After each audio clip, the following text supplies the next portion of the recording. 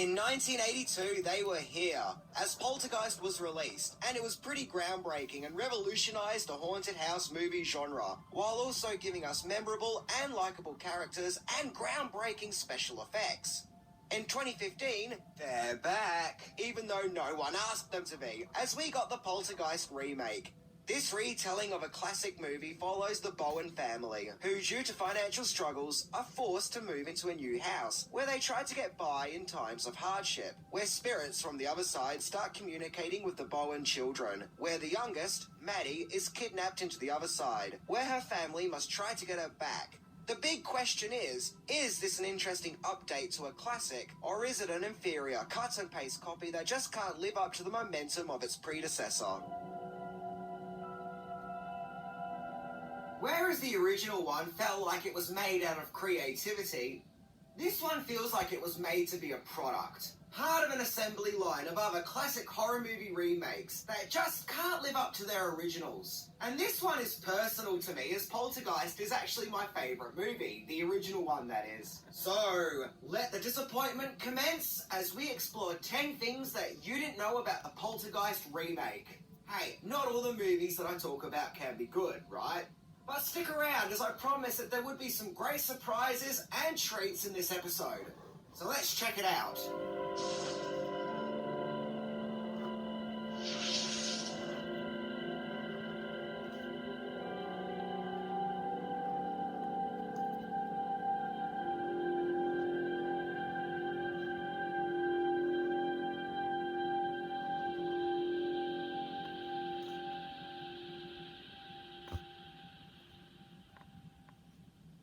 Number 10. The seeds of a new Poltergeist movie were sown in the 90s.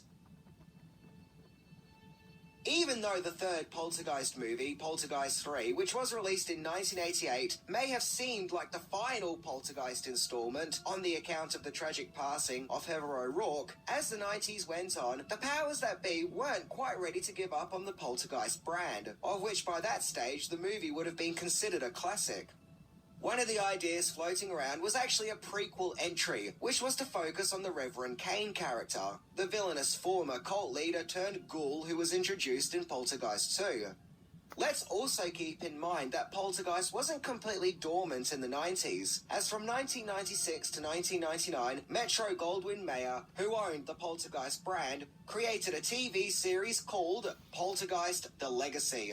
But it was only a spin-off TV series in name only, as it focused on a secret society group who tried to stop supernatural evils all around the world. It was kind of more like the X-Files, but I guess it can also be seen as something of a precursor to the Doctor Who spin-off Torchwood.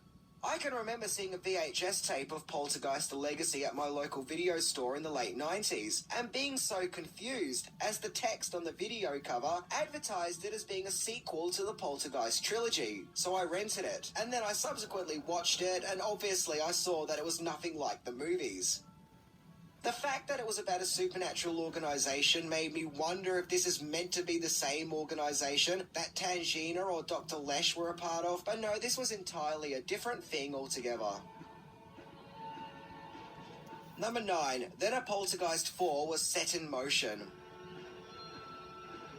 It was in 2003 that things started to get more in motion with a new Poltergeist movie, only this time it wasn't a prequel, but a sequel. Be that one which was going to ignore the events of Poltergeist 3.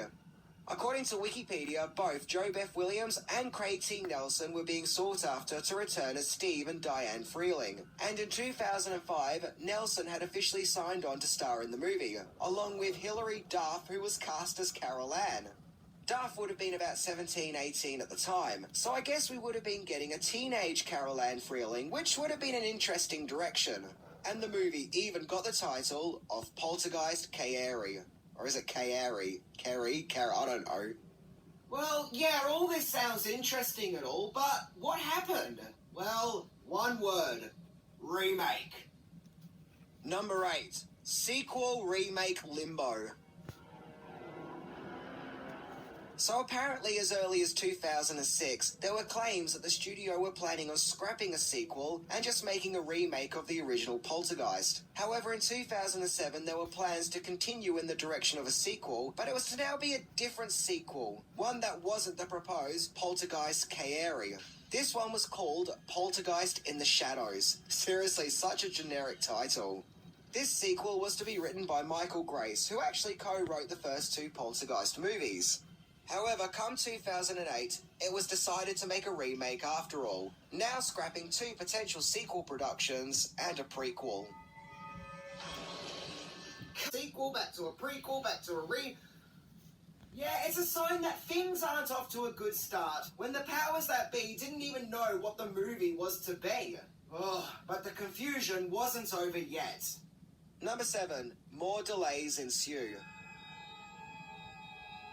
So this new Poltergeist remake was being slated for a 2010 release and was to be written by Styles White and Juliet Snowden, thanks to their previous work on Boogeyman. And Vadmin Perelman was being sought after to direct, as he had previously directed the 2003 drama House of Sand and Fog. But then MGM started to have financial issues, so they put the movie off for the time being, with the promise that the movie would now be released in 2011. But by that time, the production lost writers Styles White and Juliet Snowden, along with director Vadmin Perelman. By 2012, the production yet again got another revamp when Sam Raimi and his Ghost House Pictures production company got involved to oversee the production, with Raimi acting as producer. Playwright David Lindsay Abaire was hired to write a new script, as he had written the script for Sam Raimi's previous movie, Oz the Great and Powerful. Gil Keenan was then hired to direct, as he had previously directed Monsters House. And he would actually go on to write and produce Ghostbusters Afterlife. So it seemed that finally, 20-odd years later, the new Poltergeist film was now back on track. He's funny and relatable and brings a lot of heart, and you really feel bad for this guy at times. Actress Rosemary DeWitt was cast as Amy Bowen, this movie's Diane. Jane Addams played Dr. Brooke Powell, who is this movie's Dr. Lesh, and the always impactful and charismatic Jared Harris played Carrigan Burke, who is interestingly this movie's Tangina, right down to the "this house is clean" line. Also, this time, they made the character a supernatural celebrity who confronts paranormal going-ons and performs live exorcisms and other spiritual rituals. Interestingly, the same thing was done to the Peter Vincent character in the Fright Night remake. I will say this though, the little girl Carol Ann character, Maddie, was played by a young actress called Kennedy Clements, who would have been about 5 or 6 at the time and had previously starred in Jingle All the Way 2. Wait, they made a part 2? And I found it really eerie just how much she looks like Heather O'Rourke, only a dark-haired version. And she plays the part with a lot of sincerity and heart, and doesn't fit into the usual annoying child actor mould. Apart from some creaky acting in the movie, the performances for the most part are actually pretty good. Number 5. Poltergeist memorabilia. Okay, this isn't really a fact you didn't know, but I thought I would use this slot to talk about some of my Poltergeist merch, which I've picked up over the years. As I've mentioned, Poltergeist is my favourite movie, so I've tried to get some memorabilia, despite the fact that Poltergeist isn't exactly a movie that's known for its memorabilia. I mean, there's not a great deal out there. But hey, I've done my best. First up, I have a Poltergeist table coaster, Poltergeist badge, the Poltergeist Australian movie poster, which, as you can see, was different to what was released in the US. I have the Poltergeist vinyl record, Poltergeist on DVD, Poltergeist on VHS, Poltergeist 2 on VHS, the Greek Poltergeist VHS release, the Japanese VHS of Poltergeist 2, it's a pretty random thing to own, but cool, and Poltergeist on Laserdisc. By the way, I really do love the artwork on this one. However, a piece of Poltergeist merchandise that I've always wanted is the clown doll, because I've always found that doll to be really scary and creepy, and I've just always thought it would be a really fun, cool thing to own. So I think it's a shame that I don't have it, because I would love to have this thing and have it on display. Oh wait, look, I do have it. Here he is, the Poltergeist clown doll, the ultimate part of this collection. Owning this prop replica came to be because I saw that one of the real Poltergeist clown dolls that was used in the movie was being sold in an auction. Even though I can't afford one of the actual dolls, I still wanted a replica, where I found a company called Warbler Crafts, who incidentally make these dolls. Where a nice person called Jenna made one for me, and Jenna was very nice and would frequently send me pictures showing the doll's progress as she was making it. And it actually got here pretty quick, and you can tell that there was a lot of love put into this. And no, this isn't a paid promotion, but me just showing off this prop as I genuinely think it's pretty cool.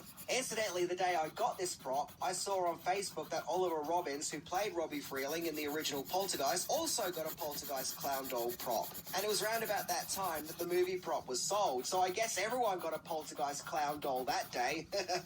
I put up pictures on my social medias of this prop, and to be honest, a lot of people agreed and thought that it was a pretty cool thing to have. Whereas others thought that I was mad for getting this and was like, how can I let that thing into my house? And oddly, with some of the replies, I got the feeling that some people thought that I let something dangerous into my house, that I was meddling with something that I should not be meddling with. Like as if the doll is generally evil. But if we were to believe that, then we would have to believe that the Poltergeist movie was real. But no, this is just a prop. It's not evil. And I kind of feel like to say that it is a discredit to the love and care and craft and effort that Jenna put into making it. And I like to also think that I'm pretty sound of mind, and that I can tell the difference between movies and reality. So to prove that this doll isn't evil or a ghoulish spirit, just like little Robbie Freeling in the movie, I'm going to sleep with the clown doll facing my bed as I sleep. Now, I often hear people say, how could that kid sleep with that clown doll in the room facing him? How horrible must his parents be for putting it there? Well, tonight, I'm going to do an experiment and do just that. Right, so here we are in my room where I'm getting ready to spend the night with this crazy clown staring at me just like in the movie. Now, as you can see, this clown is huge. And something you can also tell is he has lots of bells on him. So the lightest movement is lots of bells. So if there's any weird movement or any freaky deaky stuff going on, we'll know. So I've got a chair here, so we'll stick him on.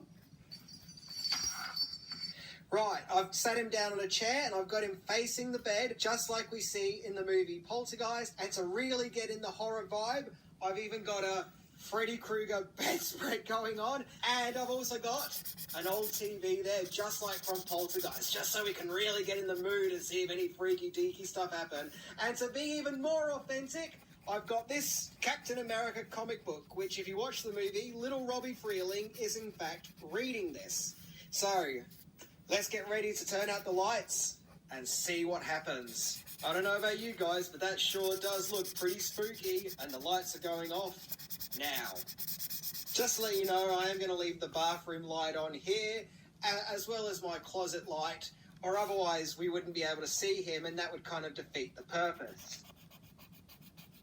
Right, so here I am in bed now, and this is literally what I can see. Yeah, that's pretty fucked. I'm not going to lie, that's pretty So, I think, for the meantime, I think I'll just put on some TV first before I go to sleep. Or at least try to go to sleep anyway. So anyway, yeah, I guess it's time to now turn off this TV. There's my foot. And try and go to sleep. There we go. It's about midnight now. It's about, 1 o'clock, 1:30. I fell asleep, went into a deep sleep, and then I woken up. I would love to say that something exciting's happened, like maybe I've heard his bells jingle or something, but no, nothing like that's happened, so I'll try and go back to sleep.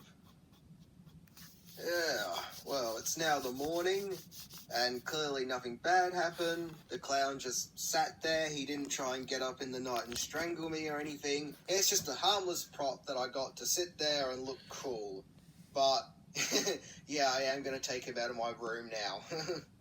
I'll put him on display somewhere else in the house. So as you can see, this doll isn't evil, and it wasn't possessed, and I didn't